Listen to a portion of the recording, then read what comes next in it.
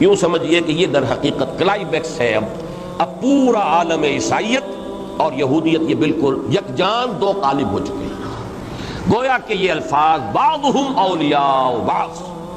آج جس طریقے سے یہ بات ایک حقیقت واقعی کا رنگ اور روپ جو ہے وہ اختیار کر کے دنیا میں سامنے آئی ہے، پچھلے 2000 برس تک یہ بات کبھی نہیں تھی، نزول قرآن کے وقت بھی نہیں تھی۔ گویا کہ یہ ایک پیشین گوئی تھی کہ جو آج پوری ہو رہی ہے، کہ ہم نے انقلاب چرخ گردہ یوں بھی دیکھے۔ یہ صورتحال در حقیقت تبدیل ہوئی ہے تدریجاً، اور آج اس نقطۂ رجوع کو پہنچی ہے۔ اور اسی کے حوالے سے ذہن میں رکھیے، وہ میں نے پہلے اپنی بات تقاریر میں تذکرہ کیا ہے کہ ایک حواری یہ حضرت مسیح یوحنا، ان کے جو مکاشفات ہیں،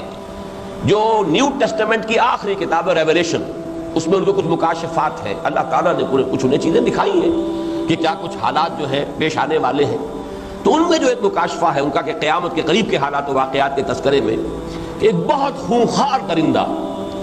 جس کے 7 سر ہے اور 10 اس کے سینگ ہیں، بہت خونخوار، اور اس پر ایک عورت سوار ہے جو بدکاری کا مجسمہ ہے۔ بین ہی یہ شکل بن چکی ہے عالم عیسائیت، وہ خونخوار درندہ جس کے 7 سر ہیں، اب اللہ جانے یہ 7 ہے یا جو بھی ہو، ان کی تعبیر جو بھی کی جا سکتی ہے، اور پھر ان کے جو 10 ہارنز ہیں، 10 اس کے جو سینگ ہیں، اس میں ممکن ہے کہ 10 ایٹمک پاورز وغیرہ، واللہ عالم یہ تو ہوگا، لیکن میں تو مکاشفے کا اس حوالے سے کہ سوار کون ہے، ایک عورت سوار ہے۔ وہ عورت ہے یہ اسرائیل کی ریاست، اور اس کو عورت جو دیکھا انہوں نے صحیح دیکھا، قرآن نے بھی یہی کہا ہے۔ قرآن کا یہ کہنا ہے مسلمانوں یہ کبھی تم سے کھلے میدان میں جنگ نہیں کر سکیں گے،